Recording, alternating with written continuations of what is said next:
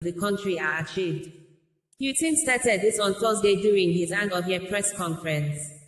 Ukrainian official reported that Russia attacked the country on Thursday with the rarely used Kinzhal missile, while President Vladimir Putin held a major media event where he vowed to win the war he launched since last year, February 24th. Putin's statement is coming at a time the United States of America, USA, the major supporter and a donor to Ukraine in its defensive actions against Russia, is contemplating over continued support to the troubled country. The U.S. Congress is contemplating and questioning the U.S. aid to Ukraine and Israel.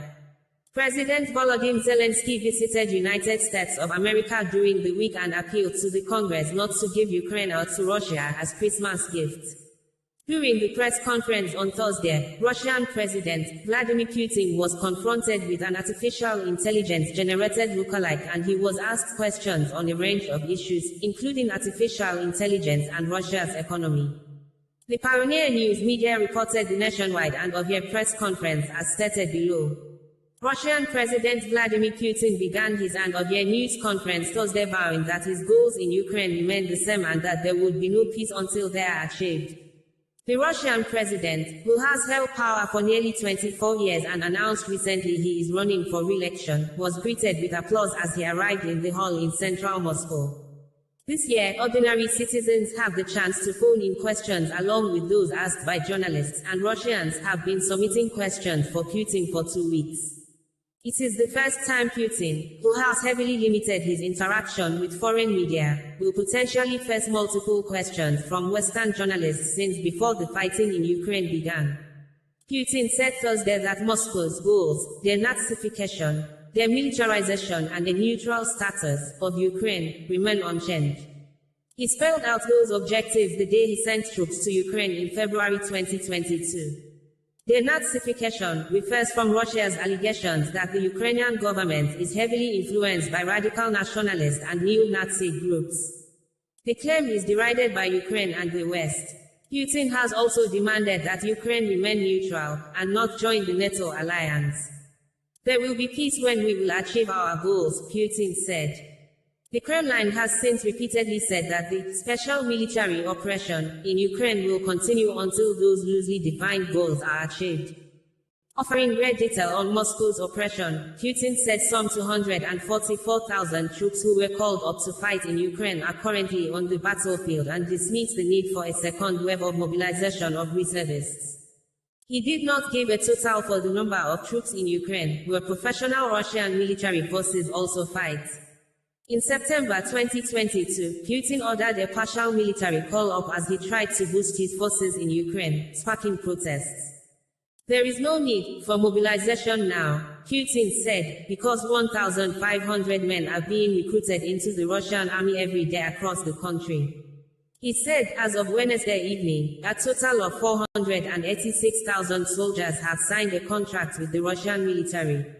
In addition to the fighting in Ukraine, the economy and social services are expected to be discussed at the news conference, Russian state journal.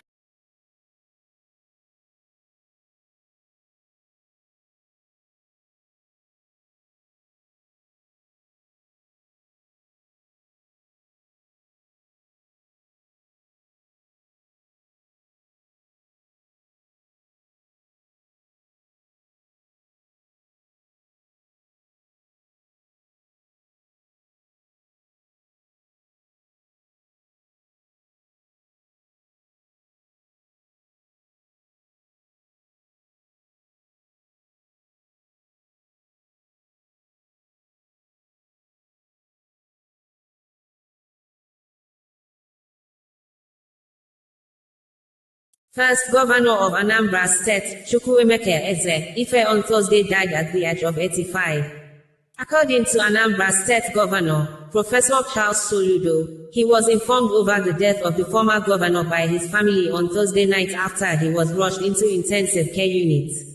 Eze-Ife became the first governor of Anambra in 1992 after the state was carved out from the old Anambra State in August 27, 1991. Eze-Ife took over from Navy Captain Joseph Abulu, who was only a military administrator of the new Anambra State from August 27, 1991 to January 1, 1992 after Enugu State had been split from the old Anambra State during the military regime of General Ibrahim Babangida. Old Anambra State was created in 1976 from parts of East Central State, and in 1991, the old state was divided into two states, now Anambra and Enugu states. The former governor, Eze Ife, was born at Igbo Ukwu, Anambra State on November 20, 1937. It is widely noted that the late former governor did not attend secondary school during his days but rose to become PhD holder after teaching himself through correspondence courses which qualified him for university admission.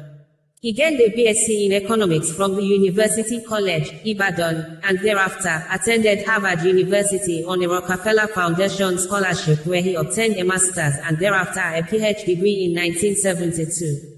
According to the former governor autobiography, he became a school headmaster and a lecturer at Makerere University College, Kampala, Uganda, a teaching fellow at Harvard University, and a consultant with Arthur D.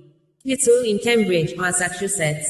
Eze Ife joined the civil service as an administrative officer and rose to the position of permanent secretary.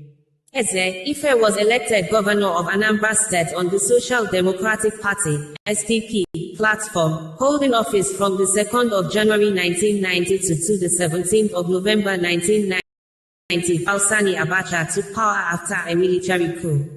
Political observers said as governor, he was said to be more interested in planning than in addressing immediate developmental needs and achieved few tangible results.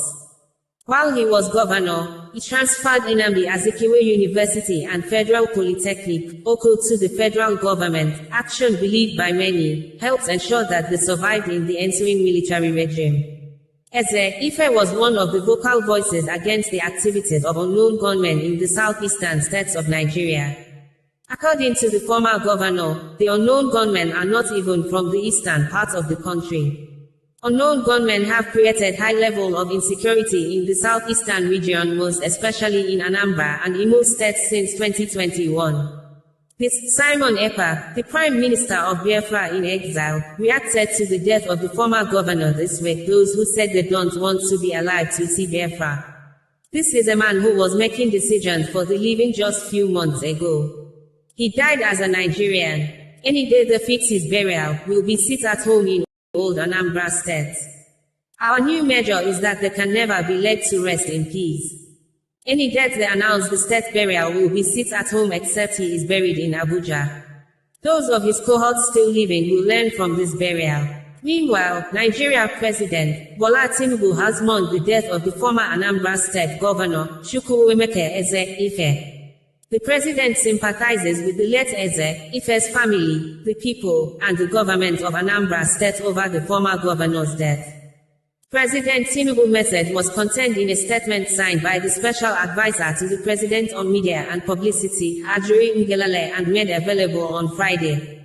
The statement from Ngelale partly read, President Tinubu extols the towering influence of the former federal permanent secretary in Nigeria's political landscape as well as his leadership credentials, describing his passing as a painful loss. The president recalls the contributions the late Chief Eze Ife made in the shaping of public discourse and governance in Nigeria, as well as in laying the foundation for the advancement of his dear state. While praying for the repose of the soul of the dearly departed, the president encourages his loved ones to take solace in his indelible legacy. Eze Ife died at the Federal Medical Center, Abuja, on Thursday, according to a short press release issued on Friday and signed by Chief Rob Eze Ife on behalf of the family. He was 85 years old.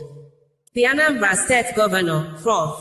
Chukwuma Soludo, said Eze Ife's passing is profound sadness and a deep sense of loss, while describing the deceased as a man of many hearts who was a titan in the annals of our state and nation. Soludo stated this in a press statement signed by the governor's press secretary, Christian Aburime, on Friday. The statement read, "It is with profound sadness and a deep sense of loss that Anambra State Governor mourns the passing of a distinguished son of Anambra State, Dr. Chukwuemeka Eze-Ife, Con, who transitioned peacefully on Thursday, December 14, 2023, at the age of 85 years at the Federal Medical Center, Abuja. A most illustrious son of the Ezefe dynasty of the Igbo Ukwu area of Anambra State, Eze-Ife, a man of many hats, was a titan in the annals of our state and nation. Fondly called Okwadike, he was elected governor of Anambra State on the platform of the Social Democratic Party between January 1992 and November 1993 during the aborted Third Republic. As a Harvard-trained economist, Eze-Ife once served with resolute dedication and integrity as a federal permanent secretary, leaving behind a legacy of excellence in public service. As the first civilian governor of Anambra State, he navigated the complexities of post-military rule with wisdom and foresight, laying the foundation for the vibrant state we know today. He once served as a political advisor to the former President Olusegun Obasanjo, just as he was also a presidential aspirant. Eze-Ife was always driven by a deep desire to improve the lives of his fellow Nigerians. A scholar, a visionary, and a man of deep compassion, his gentle demeanor and thoughtful counsel endeared him to all, regardless of political affiliation. He was a bridge builder, a voice of reason, and a tireless advocate for the unity and progress of Anambra State and Nigeria as a whole. The governor described Eze-Ife's departure as a void that would be difficult to fill.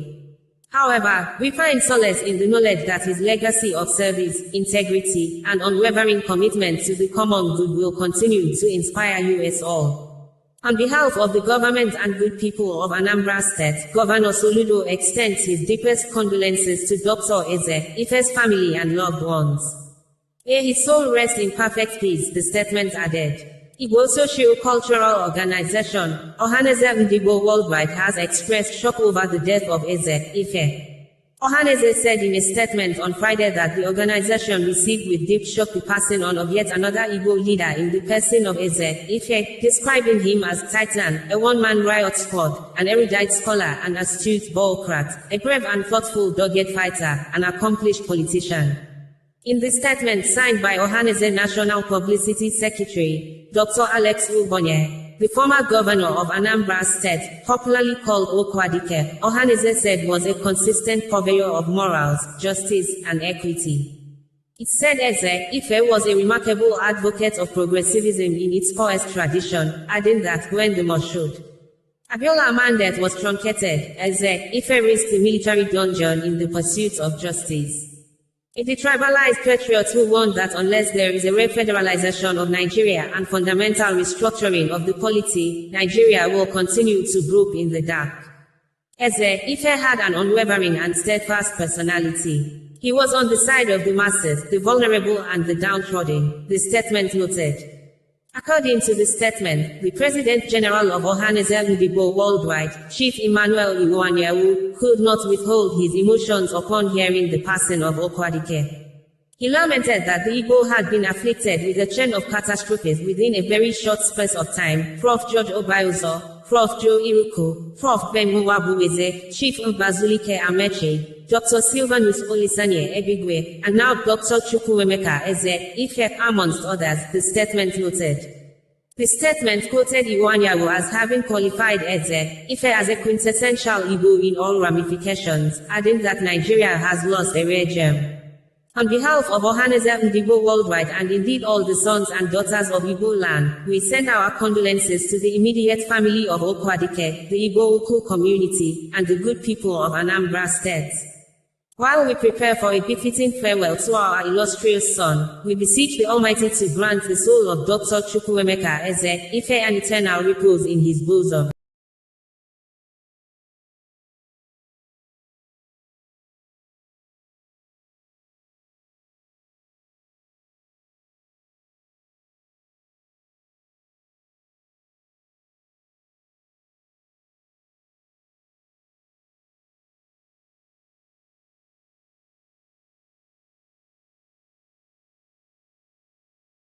Russia President Vladimir Putin has vowed that there will be no peace in Ukraine until the goals of the Russian military operations in the country are achieved. Putin stated this on Thursday during his end-of-year press conference. Ukrainian official reported that Russia attacked the country on Thursday with the rarely used Kinzhal missile, while President Vladimir Putin held a major media event where he vowed to win the war he launched since last year, February 24th. Putin's statement is coming at a time the United States of America, USA, the major supporter and a donor to Ukraine in its defensive actions against Russia, is contemplating over continued support to the troubled country. The U.S. Congress is contemplating and questioning the U.S. aid to Ukraine and Israel. President Volodymyr Zelensky visited United States of America during the week and appealed to the Congress not to give Ukraine or to Russia as Christmas gifts. During the press conference on Thursday, Russian President Vladimir Putin was confronted with an artificial intelligence-generated lookalike, and he was asked questions on a range of issues, including artificial intelligence and Russia's economy. The Pioneer News media reported the nationwide end-of-year press conference as stated below. Russian President Vladimir Putin began his end-of-year news conference Thursday vowing that his goals in Ukraine remain the same and that there would be no peace until they are achieved.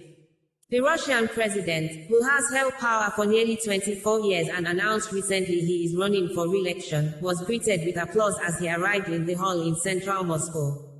This year, ordinary citizens have the chance to phone in questions along with those asked by journalists, and Russians have been submitting questions for Putin for 2 weeks. It is the first time Putin, who has heavily limited his interaction with foreign media, will potentially face multiple questions from Western journalists since before the fighting in Ukraine began. Putin said Thursday that Moscow's goals, denazification, demilitarization and the neutral status of Ukraine remain unchanged. He spelled out those objectives the day he sent troops to Ukraine in February 2022. Denazification refers from Russia's allegations that the Ukrainian government is heavily influenced by radical nationalist and neo-Nazi groups. The claim is derided by Ukraine and the West. Putin has also demanded that Ukraine remain neutral and not join the NATO alliance. There will be peace when we will achieve our goals, Putin said. The Kremlin has since repeatedly said that the special military operation in Ukraine will continue until those loosely defined goals are achieved. Offering rare detail on Moscow's operation, Putin said some 244,000 troops who were called up to fight in Ukraine are currently on the battlefield and dismissed the need for a second wave of mobilization of reservists. He did not give a total for the number of troops in Ukraine, where professional Russian military forces also fight. In September 2022, Putin ordered a partial military call-up as he tried to boost his forces in Ukraine, sparking protests. There is no need for mobilization now, Putin said, because 1,500 men are being recruited into the Russian army every day across the country.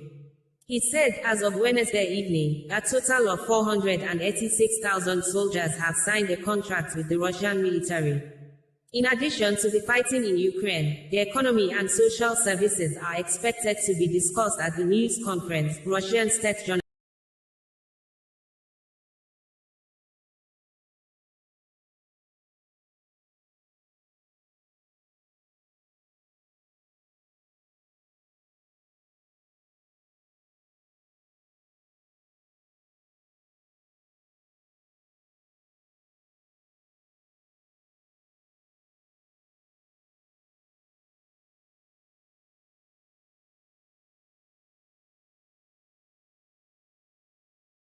Nigeria Apex Court, Supreme Court of Justice has ruled that the detained leader of the indigenous people of Biafra, Mazi Nnamdi Kanu, has case to answer, adding, there is no existing law in Nigeria that stops a court of law from entertaining trial of a suspect simply because the suspect's rights were violated by the prosecutor.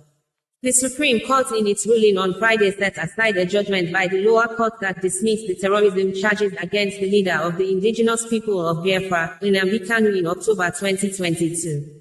According to Punch newspaper correspondent, the Apex Court held that the Court of Appeal was wrong and that the trial court couldn't try him because the prosecution violated his rights. Excerpts of the newspaper correspondent report reads thus below. In the judgment prepared by Justice Garba Mohammed, the court condemned the invasion of Kanu's residence, declaring it irresponsible. The court held that there is no law in the country stopping a trial based on the violation of the rights of a suspect. Mohammed said if the police should destroy the house of a suspect to obtain exhibits, should that divest the court against entertaining the offense? His remedy should be the way of civil proceeding. Proceedings can't be stopped on account of the violation of the rights of the suspect. That is not our law for now.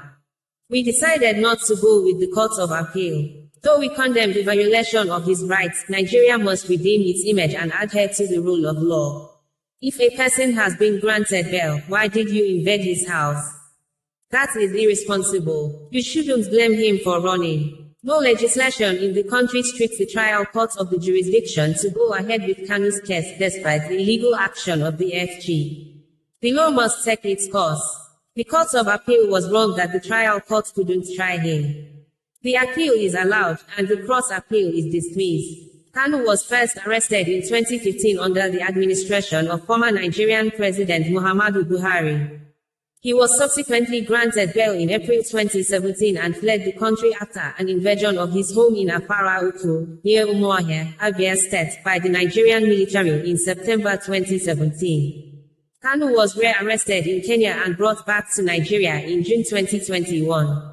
He was arraigned before the Federal High Court in Abuja on 4 charges of treasonable felony, conspiracy to commit treasonable felony, illegal importation of radio equipment, and defamation of former President Muhammadu Buhari. The charges were later withdrawn by the former Attorney General of the Federation, Abubakar Malami, San, who replaced them with a fresh 14-count charge bordering on terrorism and membership in a proscribed group, among others. The court, however, reduced the charges to 7. The Court of Appeal sitting in Abuja on October 13, 2022, held that how Kanu was rendition to the country violated the country's extradition treaty and was also a breach of his fundamental human rights. The appellate court also struck out the terrorism charges filed against Kanu by the Nigerian government and ordered his release from the DSS facility. The FG, through the Office of the Attorney General of the Federation, appealed the court ruling and subsequently obtained an order staying the execution of the court judgment at the Supreme Court. Kanu, through his lawyers, filed an appeal against the stay of execution order at the Apex Court on November 3, 2022. Displeased by the verdict of the appellate court, the FG filed an appeal at the Supreme Court. Then the court, thirdly, blame the federal government and also condemn the brute force which Mazdam Kanu was abducted in Kenya and extraordinary remission to Nigeria. The court found the international law that condemned is noble. But courts liken the manner in which Namdi to situation whereby search in the premises. The court said, though, is condemned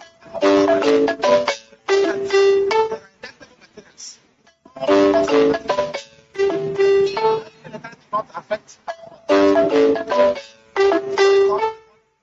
the narrative of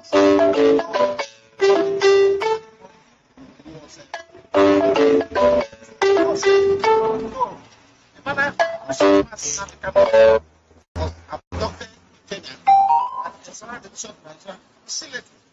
and untouched, but that will not affect the fact that Nigeria law has to do this. What does it mean by Nigeria law? That since you're already in Nigeria, then you must go back to the federal high court to trial. That's some of what happened today.